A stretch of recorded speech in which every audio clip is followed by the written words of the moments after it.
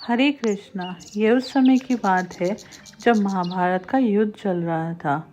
एक दिन दुर्योधन के व्यंग से आहत होकर भीष्म पितामह ने घोषणा कर दी कि कल मैं पांडवों का वध कर दूंगा।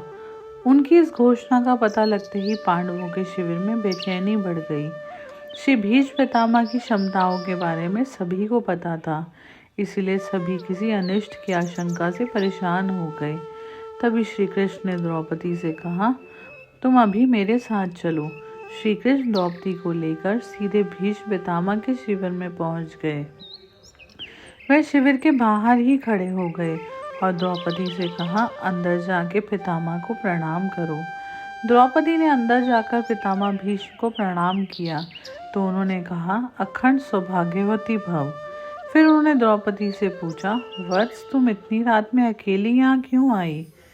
क्या तुम्हें श्री कृष्ण लेकर आए हैं? द्रौपदी ने कहा, हाँ, और वे कक्ष के बाहर ही खड़े हैं। तब भीष्म पितामह कक्ष के बाहर आए और दोनों ने एक दूसरे को प्रणाम किया। भीष्म ने कहा, मेरे एक वचन को मेरे ही दूसरे वचन से काट देने का काम श्री कृष्ण ही कर सकते हैं केवल।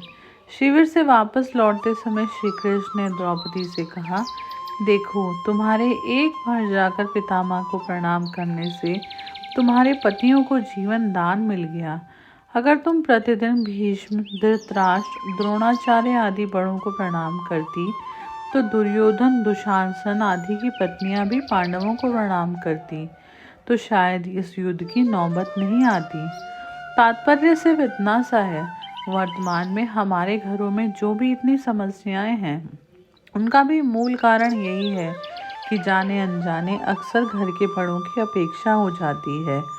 यदि घर के बच्चे और बहुएं प्रतिदिन घर के सभी बड़ों को प्रणाम करें और उनका आशीर्वाद लें तो शायद किसी भी घर में कोई कलेश हो ही ना। बड़ों के दिए आशीर्वाद को कवच की तरह समझें। आशीर्वाद एक ऐसा कवच है जिससे कोई अस्त्र भी नहीं भेद सकता, क्योंकि प्रणाम प्रेम है, अनुशासन है, शीतलता है, आदर सिखाता है। प्रणाम से सुविचार आते हैं, आप झुकना सीखते हैं और क्रोध मिट जाता है।